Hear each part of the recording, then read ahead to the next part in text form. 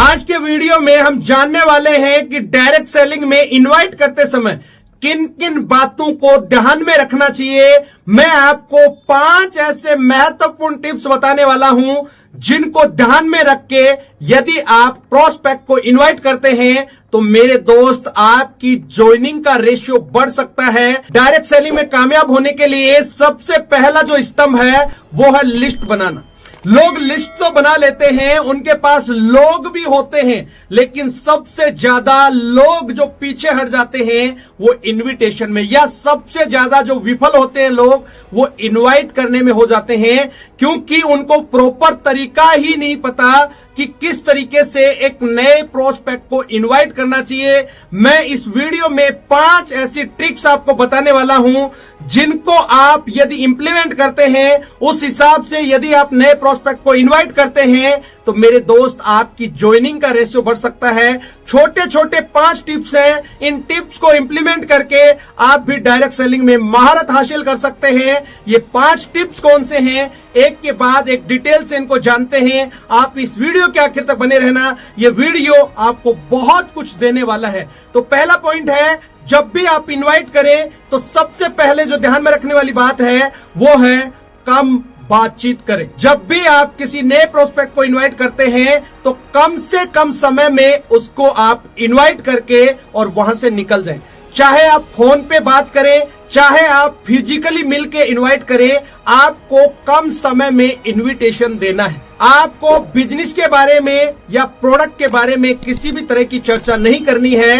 जब आप किसी भी प्रोस्पेक्ट को इस बिजनेस में प्लान देने के लिए इनवाइट करते हैं, जब आप इनविटेशन देते हैं, उस टाइम सिर्फ और सिर्फ आप इनविटेशन की ही बात करें, बाकी बात बिल्कुल भी नहीं करनी चाहिए। जब हमारे घर में कोई शादी होती है, हम इनविटेशन देने के लिए जाते हैं, वहां पर हम कभी भी ये चर्चा नहीं करते कि शादी में हम क्या क्या बनाएंगे, दुल्हन या दूल्हे के कपड़े कैसे होंगे, या क्या क्या सामान हम लाने वाले हैं। हम सिर्फ इनविटेशन देते हैं और ये बोल के आते हैं कि आपको इस प्रोग्राम में जरूर जरूर आना है। तो कहने का मेरा मतलब यही है कि आपको कम समय में अपनी बात को खत्म करना है। 1 से 2 मिनट, इससे ज्यादा का इनविटेशन आपका नहीं होना चाहिए। जैसे ही इतना समय होता है वहां से आपको निकल लेना चाहिए। यदि फोन से आप इनविटेशन दे रहे हैं, आपका फोन कट जाना चाहिए। अब हम दूसरे पॉइंट पे चलते हैं। दूसरा पॉइंट है समय का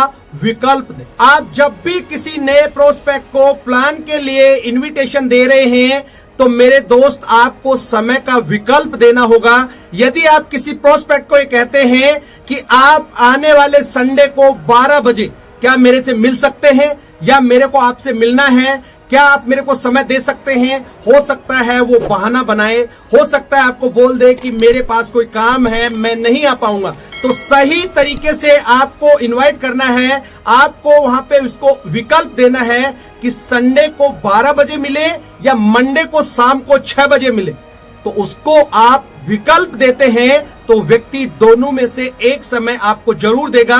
तो हमेशा जब भी किसी भी प्रोस्पेक्ट को आप इनवाइट करते हैं तो उसको 2 विकल्प दें। आप संडे मिल रहे हो या मंडे, आप 12 बजे संडे को मिल रहे हो या मंडे शाम को 8 बजे मिल रहे हो, हमेशा उसको आप ऑप्शन देंगे तो वो जरूर आपको टाइम देगा। अब हम अगले और तीसरे पॉइंट पे चलते हैं। तीसरा पॉइंट है सवाल का जवाब सवाल से ही दें। जब भी आप किसी नए प्रोस्पेक्ट को प्लान दिखाने के लिए इनवाइट करते हैं, उसके बहुत सारे सवाल हो सकते हैं, वो एक के बाद एक सवाल आपसे कर सकता है। उस समय आपको पेशेंस रखने की जरूरत है।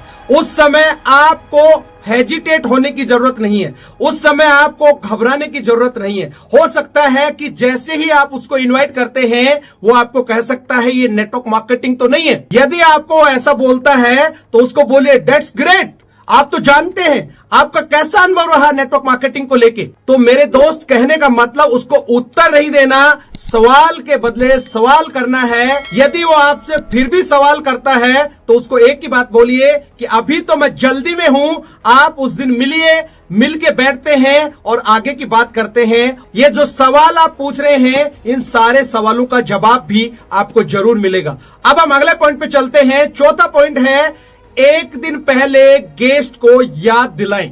जब भी आप किसी नए प्रोस्पेक्ट को इनवाइट करते हैं तो जिस डेट को आपका फाइनल हुआ है उसके एक दिन पहले उसको याद जरूर दिलाएं, उसको रिमाइंड कराएं कि कल हम इतने बजे वहां पर मिल रहे हैं। कई बार क्या होता है कि लोगों का जो शेड्यूल है बहुत टाइट होता है, भागदौड़ भरी जिंदगी है, लोग भूल जाते हैं। इसलिए जब भी आपको उससे मिलना है उससे एक दिन पहले उस गेस्ट को रिमाइंड कराएं, चाहे आप फोन करके उसको रिमाइंड कराएं, चाहे कॉल करके रिमाइंड कराएं, लेकिन आपको रिमाइंड जरूर कराना चाहिए। अब हम पांचवें और आखिरी पॉइंट पे चलते हैं, वो है कोई ऑब्लिगेशन ना। मेरे दोस्त, जब भी आप किसी नए व्यक्ति को इनविटेशन देते हैं उसके दिमाग में बहुत सारे सवाल आ सकते हैं।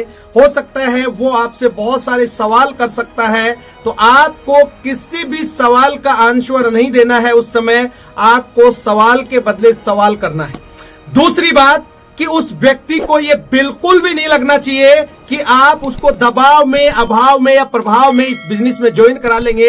उसको यह महसूस होना चाहिए आपकी बातों से कि इस व्यक्ति के साथ मैं जाऊंगा तो यह व्यक्ति मेरे साथ जबरदस्ती नहीं करेगा। उस व्यक्ति को आपको यही कहना है कि एक बार मिलकर इस काम को समझते हैं, आपको यदि पसंद आता है, आपको यदि अच्छा लगता है तो इस काम को मिलके करेंगे, अदरवाइज जैसे दोस्त हैं वैसे तो रहेंगे ही रहेंगे। यदि आपने उसको थोड़ा सा भी प्रेशर करने की कोशिश की, दबाव बनाने की कोशिश की, तो व्यक्ति आपसे दूरी बनाने की कोशिश करेगा। तो दोस्तों, इस तरीके से 5 महत्वपूर्ण टिप्स मैंने आपको बताए हैं। इनको इंप्लीमेंट करके इन्विटेशन के दौरान आप अपनी ज्वाइनिंग का रेशियो बढ़ा सकते हैं।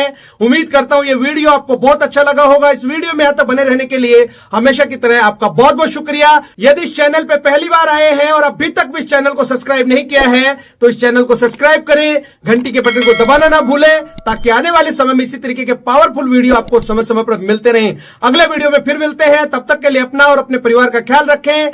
Thank you. जय हिंद, जय भारत।